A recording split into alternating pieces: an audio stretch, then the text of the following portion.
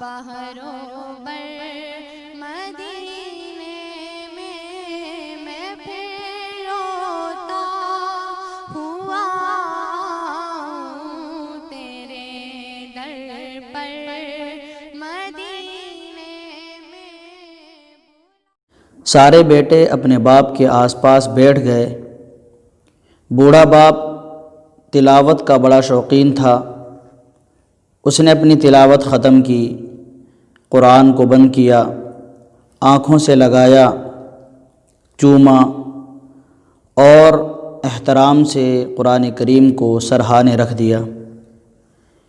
ایک نظر اپنے سارے بیٹوں پر ڈالی اور کہنے لگا، میں اپنی زندگی گزار چکا ہوں، میرا وقت پورا ہو چکا ہے، اب مجھے میرے رب کے پاس جانا ہے۔ اس سے پہلے کہ میری آنکھیں بند ہوں، میں چاہتا ہوں کہ اپنی زمین جائیداد تم سب بھائیوں کے درمیان تقسیم کر کے جاؤں۔ تم سب کو مطمئن رہنا چاہیے کہ زمین بہت ہے،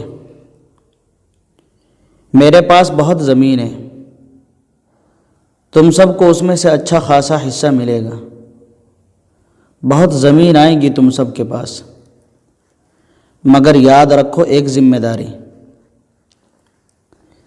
اول تو تمہاری کوئی بہن تم سے حصہ مانگے گی ہی نہیں، کیونکہ ہمارے معاشرے میں بہنوں کو کوئی حصہ نہیں ملتا اور وہ مانگتی بھی نہیں۔ ہم نے ان کی شادی کی ہے، شادی کر کے ان کو ان کا حصہ دے دیا، اب زمین جائیداد میں ان کا کچھ نہیں ہے، اور اگر کوئی سی بہن حصہ مانگے بھی تو تمہارے اوپر لازم ہے کہ تم اس کو سمجھاؤ، اس کو بتاؤ کہ زمین میں تمہارا کچھ نہیں ہے، اور سمجھا کر اس کو اتنا مجبور کرو کہ وہ اپنے حق سے دستبردار ہو جائے۔ ورنہ باپ نے ورنہ کہا ہی تھا۔ سب بیٹے بڑی خاموشی سے باپ کی بات سن رہے تھے کہ سب سے چھوٹا بیٹا جو اللہ کے احکام کا پورا لحاظ کرتا تھا، سب بھائیوں میں سمجھدار تھا، علم والا بھی تھا، بول پڑا،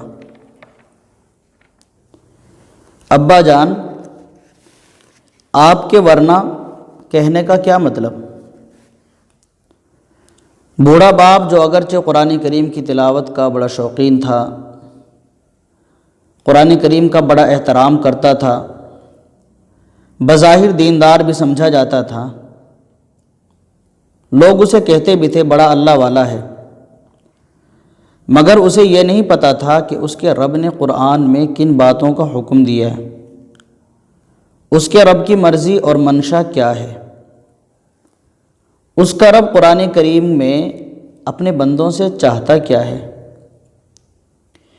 بس وہ تو اپنے معاشرے کے بارے میں ہی جانتا تھا کہ معاشرے میں بیٹیوں کو حصہ نہیں دیا جاتا۔ چنانچہ چھوٹے بیٹے کی بات سن کر اس کے چہرے پر کئی تلخ لہریں آ گئیں، اس کا چہرہ غصے سے سرخ ہو گیا، ہونٹ خشک ہو گئے، خشک ہونٹوں پر زبان پھیرتے ہوئے بولا، ورنہ تمہارے باپ کی زمین غیروں میں چلی جائے گی۔ چھوٹا بیٹا جو کہ بڑا پڑھا لکھا تھا کہنے لگا، ابا جان بیٹی کو جائیداد میں سے حق دینے کا حکم تو خدا کا ہے، یہ انسانی معاشرے کے کسی ذمہ دار، کسی پنچ یا چودھری کا حکم نہیں ہے۔ کیا خدا کو یہ معلوم نہیں تھا کہ بیٹی کو حصہ دینے سے زمین غیروں میں چلی جائے گی؟ اس کی یہ بات اتنی تیکھی تھی کہ کمرے میں خاموشی چھا گئی، کسی کے پاس اس کے سوال کا کوئی جواب نہیں تھا۔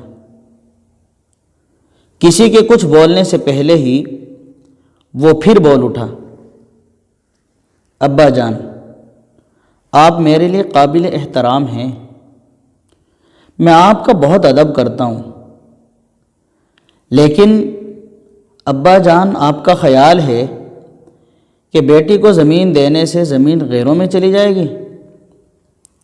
مگر جب آپ نے داماد کو بیٹی دی تھی اس وقت یہ خیال نہیں آیا کہ آپ کی بیٹی غیروں میں جا رہی ہے۔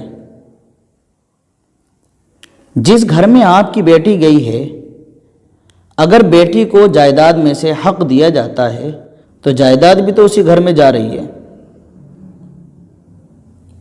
اس وقت آپ نے کیوں نہیں سوچا؟ کیا آپ کے نزدیک زمین اتنی زیادہ قیمتی ہے کہ زمین تو آپ غیروں میں جانے دینا نہیں چاہتے، لیکن بیٹی کی کوئی اہمیت آپ کے نزدیک نہیں تھی؟ اسے آپ نے اپنے ہاتھوں سے خود غیروں میں دے دیا۔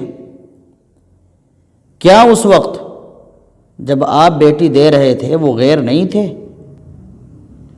بیٹی دینے کے بعد ہی وہ غیر بنے کہ آپ ان کا وہ حصہ جو اللہ نے متعین کیا ہے دیتے ہوئے ان کو غیر سمجھ رہے ہیں؟ ابا جان، میں تو اپنا فیصلہ کر چکا ہوں، مگر آپ اب اپنے فیصلے پر نظر ثانی کر لیں کہ آپ کے لیے آپ کی بیٹی زیادہ قیمتی ہے یا آپ کی زمین۔